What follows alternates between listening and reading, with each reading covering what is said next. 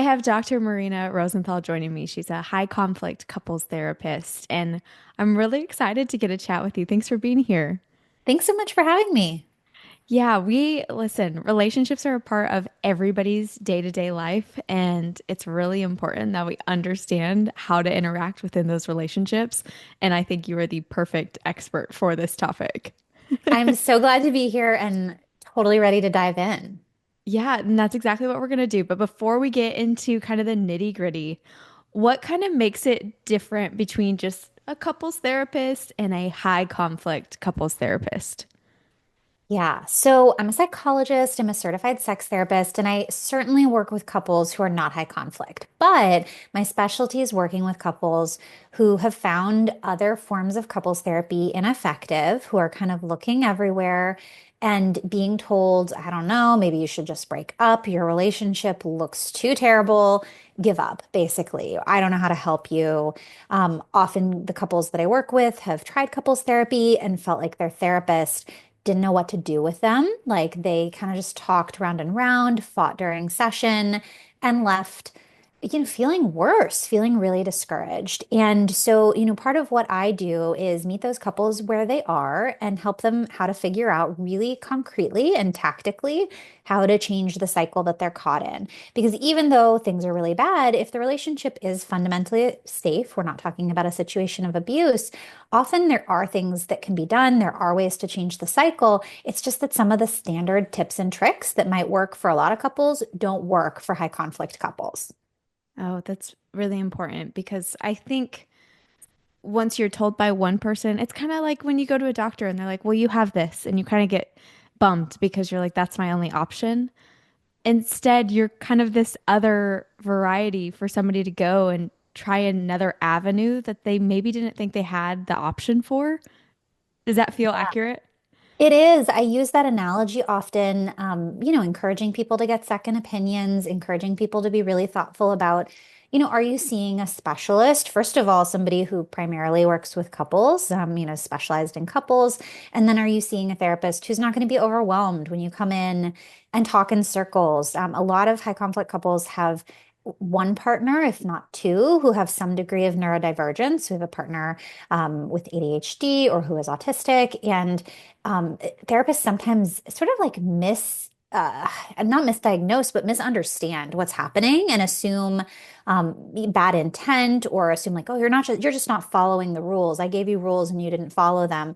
And actually what's going on might be neurodivergence, might be trauma, might be a bunch of other things where there's not a bad guy. There's nobody to be blamed, but we do need to figure out how to, meet these people where they're at and help them work together for the relationship that they want.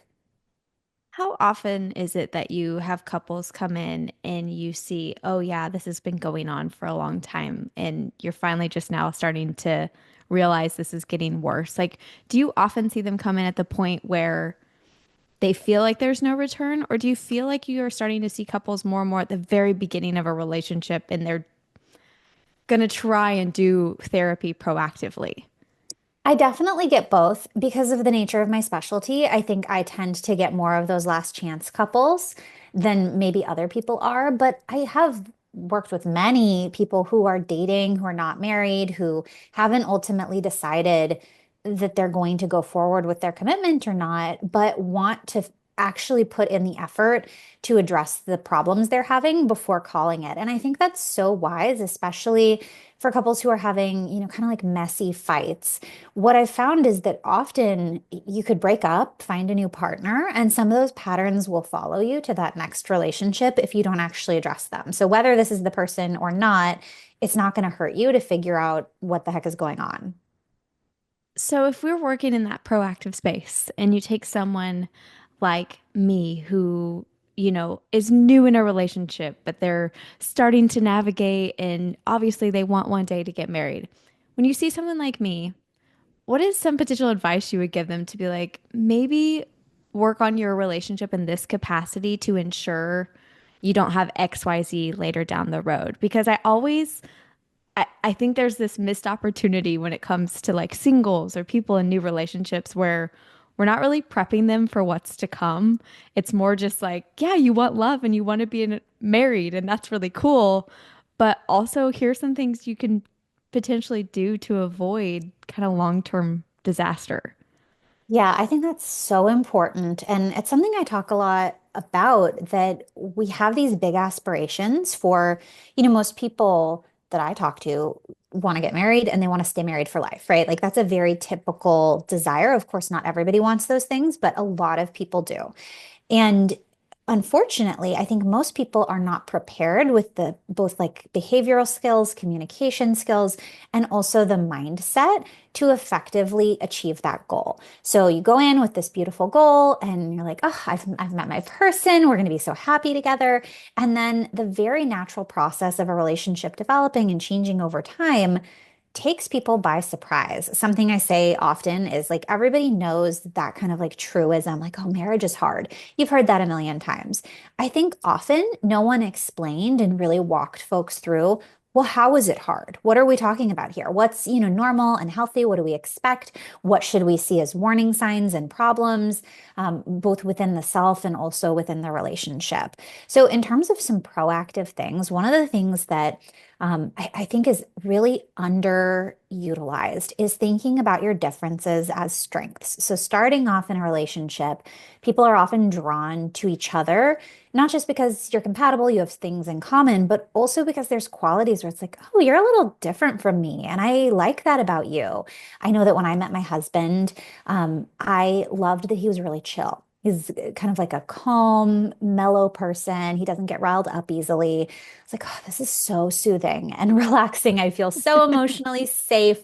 He's not an escalator. He's never going to be the person during a fight to say a mean thing or like take it too far. That's just not him.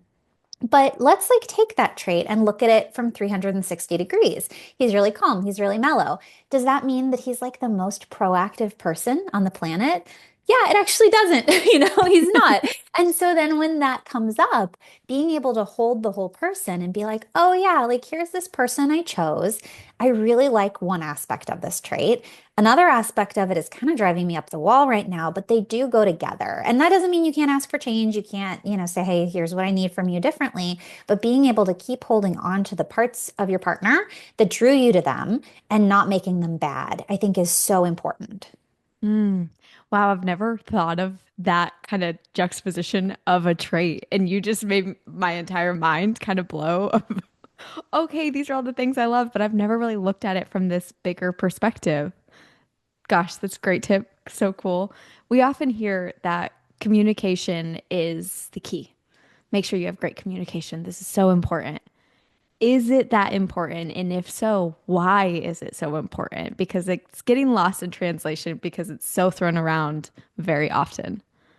That's such a good point. I think any of these like truisms, pieces of advice you've heard all the time, can get a little distorted. And it is true that most couples who reach out to couples therapists say communication is a problem. We can't communicate. Like most people say that's the problem. And I would agree. I think that that often is the problem. But the way that communication is going awry can be really different from couple to couple. So some couples don't communicate, right? They don't share things that are concerning them, like, hey, you hurt me. Could you not do that next time? That just gets unsaid and builds up resentment. That's not the type of couple I tend to work with because I work with high conflict couples where people say the stuff. The issue isn't repressing it, it's how it gets delivered. And very often, what happens is that something that's really like a vulnerable emotion, like, oh, that hurt me. I felt kind of left behind. I missed you. I felt betrayed. These soft, kind of tender feelings that would bring our partners toward us get wrapped up in a whole bunch of other stuff, like criticism, like attacks on their character, like describing them in ways that feel really icky to them, and then they have to fight back. And that's when you get a lot of defensiveness, and it can start a loop of really negative communication where nobody's getting heard. So I think that, communication is key, but first we have to figure out what is not working in a given couple's communication dynamic. And even if your relationship is going great, you can still think through like, what's our Achilles heel? Like, what communication trap are we most likely to fall into so that we can spot it when it starts to come up? How do you mentioned this spotting that this is happening?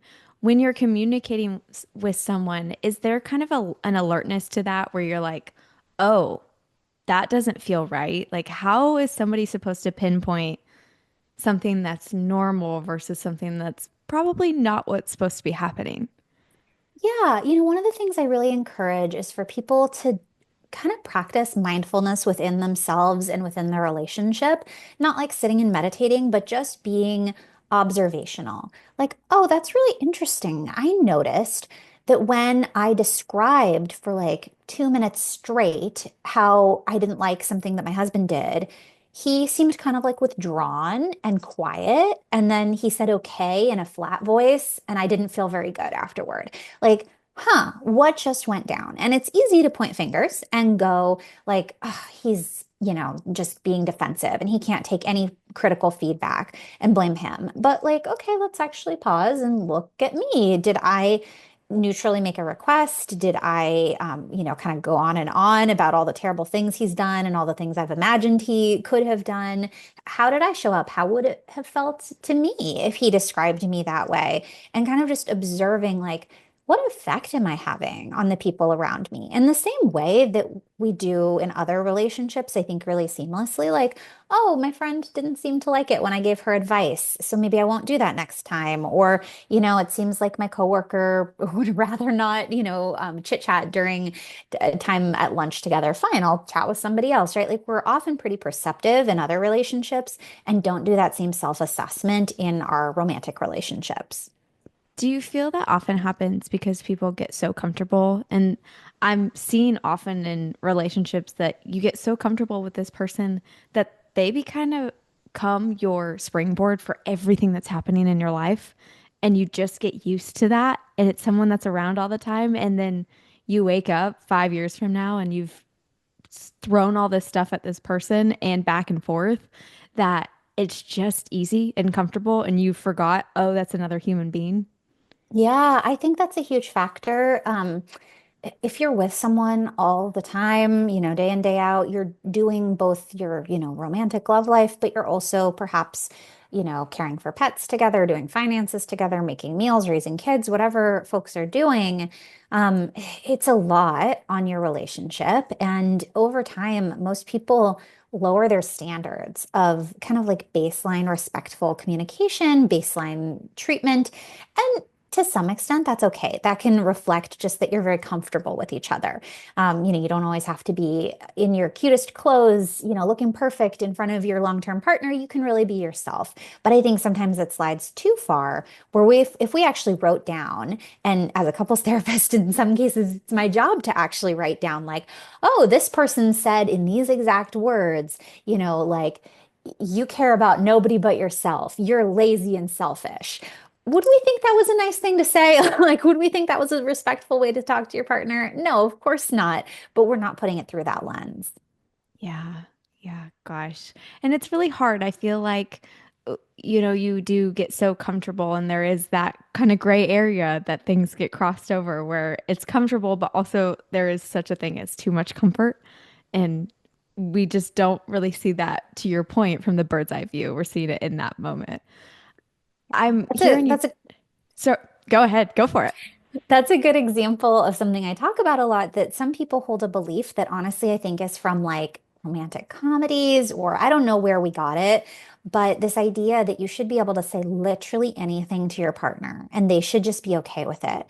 You should be able to tell them your worst thoughts about them. You should be able to tell them, sometimes I think about my ex and what my life would be like with them, and that they should just be able to roll with that.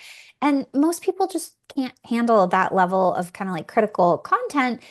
And often it's not that meaningful, right? Everybody has fleeting thoughts that are negative about each other, and your partner doesn't need like a billboard update on, like, oh, I had this thought about you and then it passed. They really don't need that. And so, kind of breaking down this myth that you need to be able to tell your partner exactly what you're thinking in every single moment in order to be authentic. That's just not true.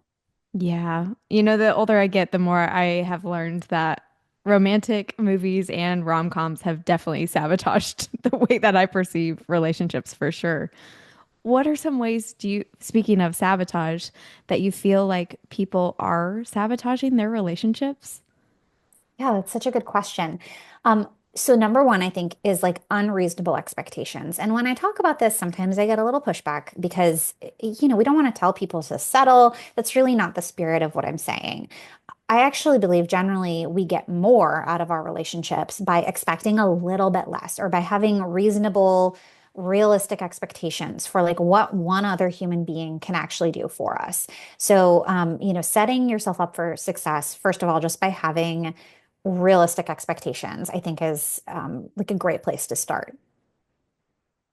I love that. And because I also do have had moments in my early relationships where I did have unrealistic expectations. So as you were saying that, I'm like, yeah, there were moments of there where I definitely should have owned in my relationships that I was expecting things. And it was kind of convoluted in the sense that it was like, I'm not settling and I'm asking this of you instead of kind of seeing that person as who they were, and I was asking the wrong person. Yeah, it's such a good point. I mean, I think this is a big conversation that's being had right now, which is, what can we expect of each other? And if a person can't meet your needs, what do you do about it? Do you leave because they can't meet your needs, which to be clear is absolutely always an option. And I think in the dating stage, if you're trying on different partners, it's really appropriate to not invest more time in somebody if you realize they're not likely to meet my needs. This is just who they are.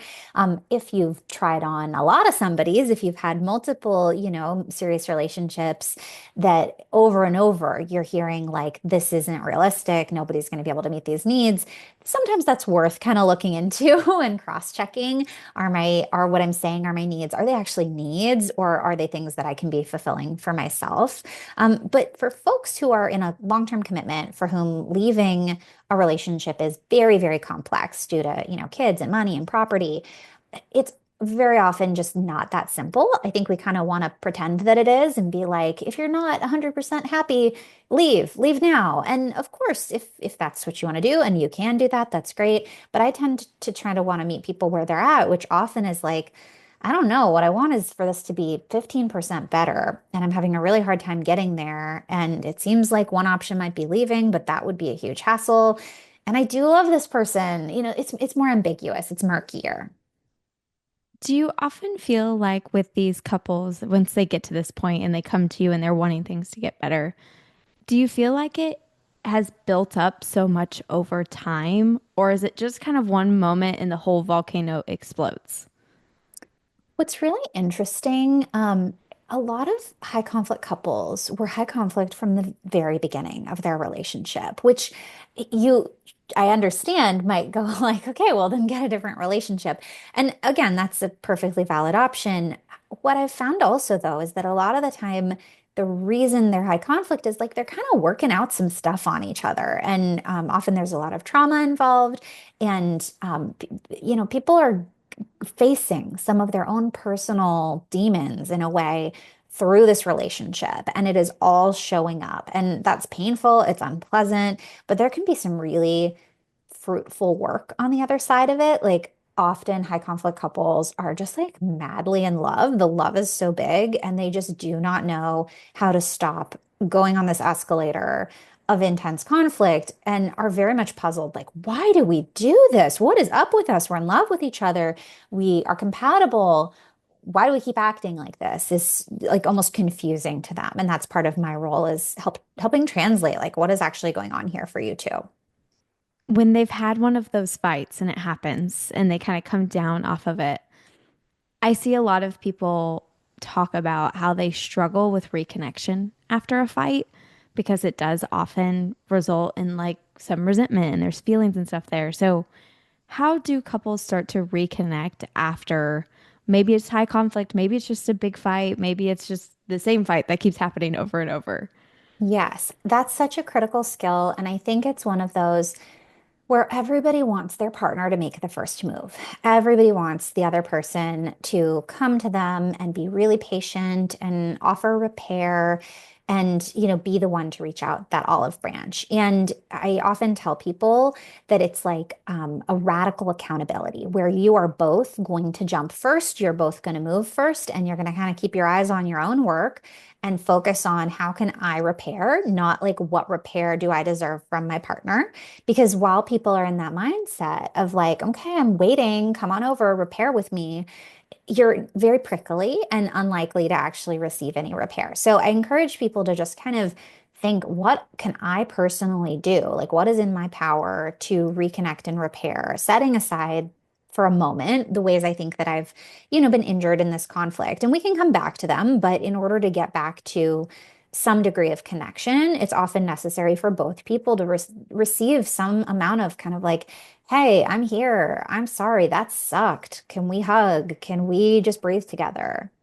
Mm, yeah, it's often hard to say that too. To your point, we do get prickly after fights. We feel very strong in how we feel. I think that's human nature. We just really want to defend how we felt and why we felt that way. But that's a even harder moment in your life to look at someone and say, I just fought with you, but also I really need a hug from you.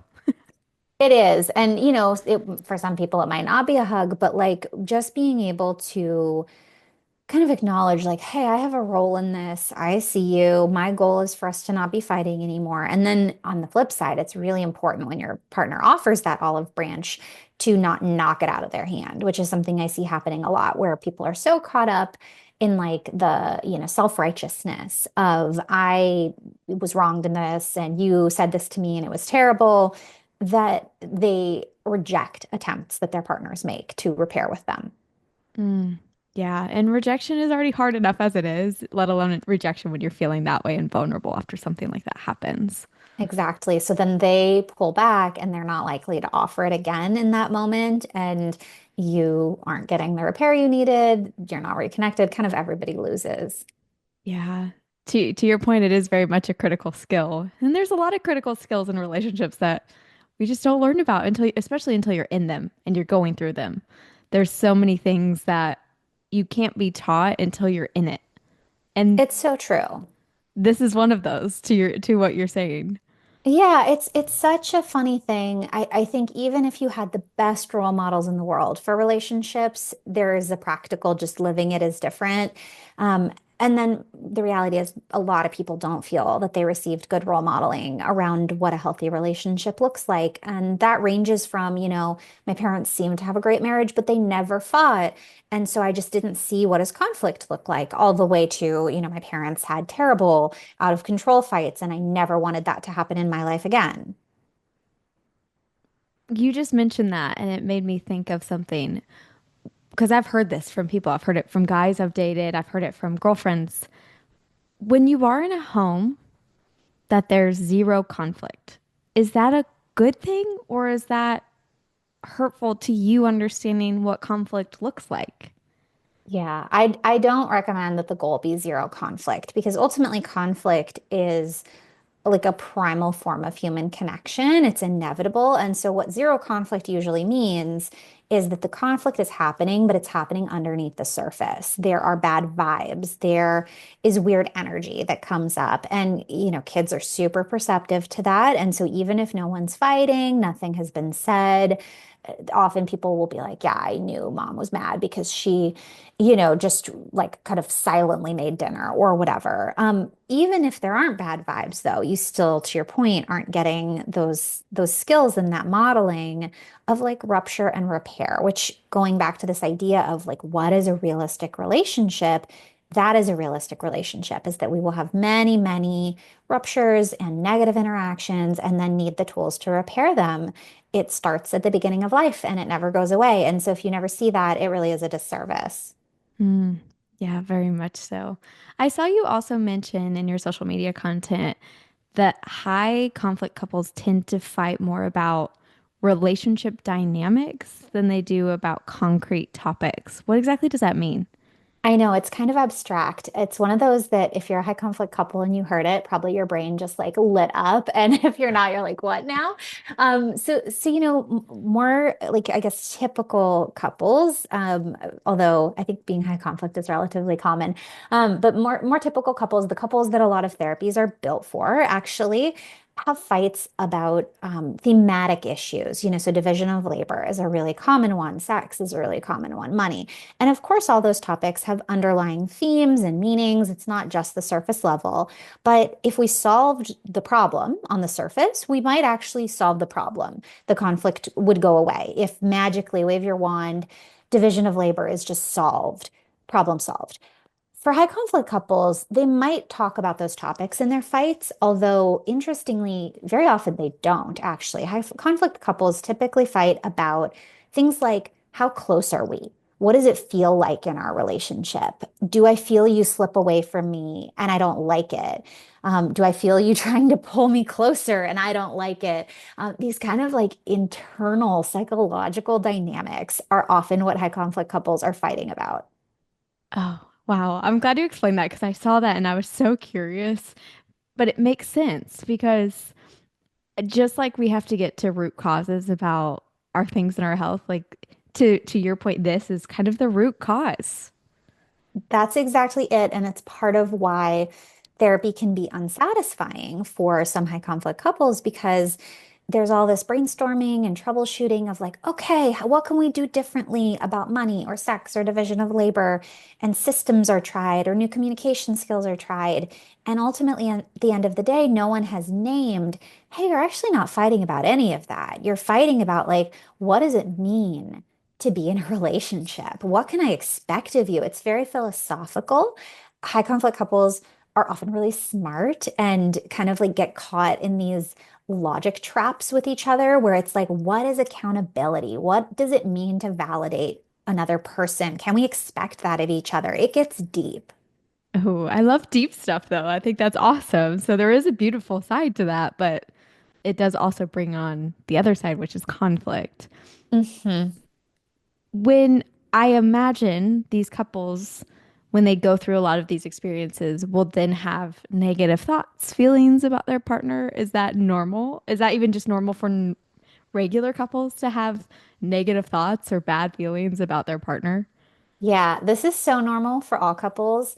I will die on this hill, and I do so pretty regularly on social media and stir up some feelings about it.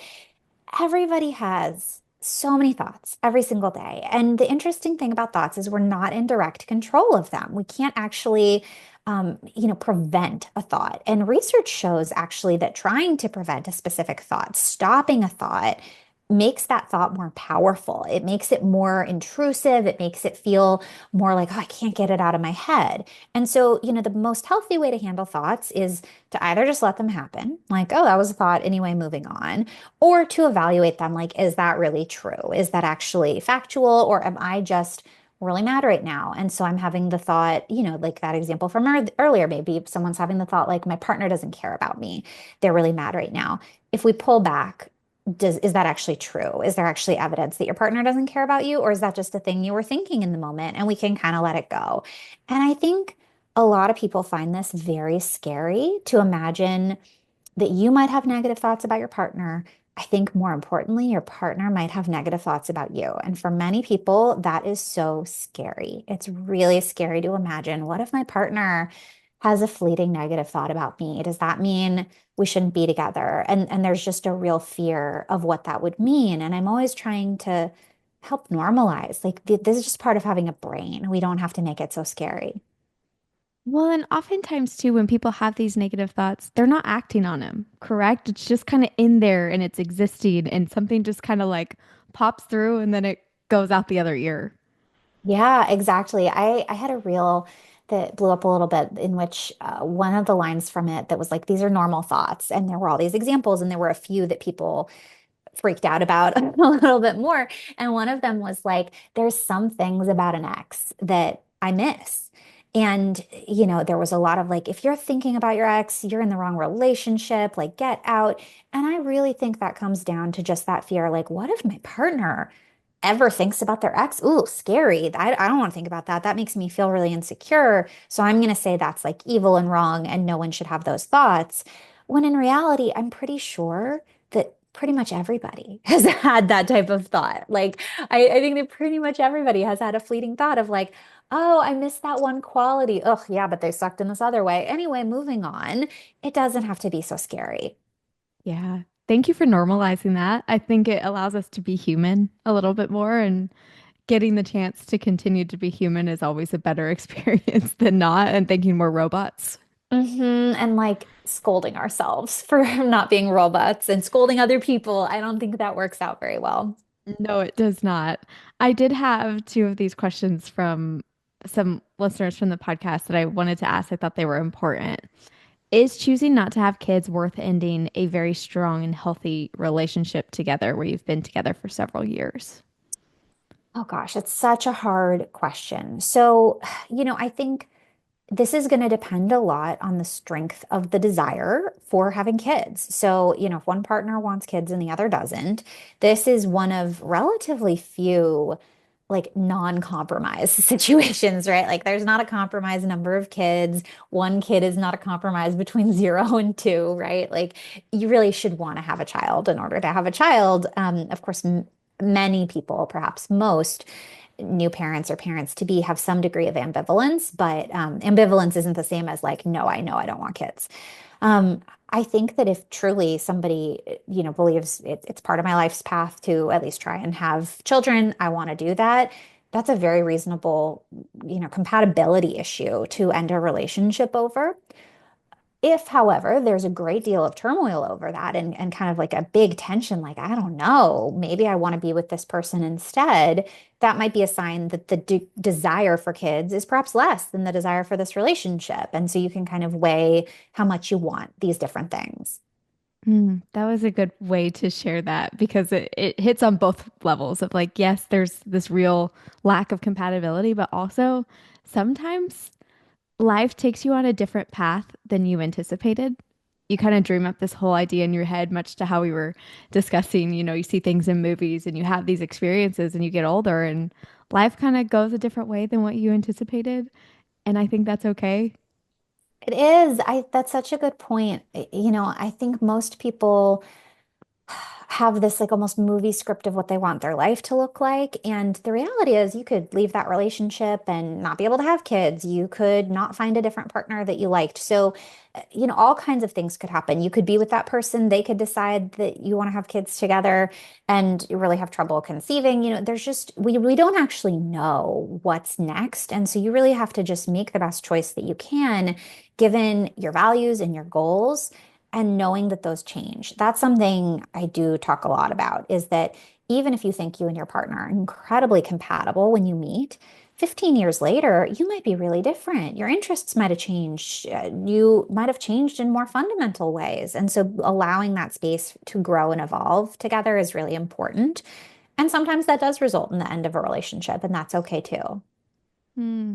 Growing and evolving is really tough, especially when you fall in love with someone and you have this idea of what it's supposed to continue to look like. But it is so important when you, before I ask this other question, I wanted to ask about this.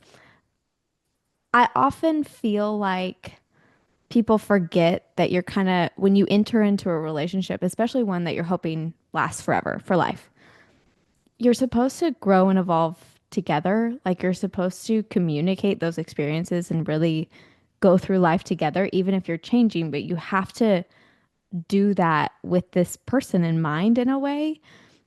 And I often feel like I've met people and I've seen people experience where somebody evolves and then they get mad at the other person for evolving, Yeah. or vice versa. It's a huge thing. I mean, I think there's a few layers of that. One is like, yeah, we can't expect our partners to be carved in stone.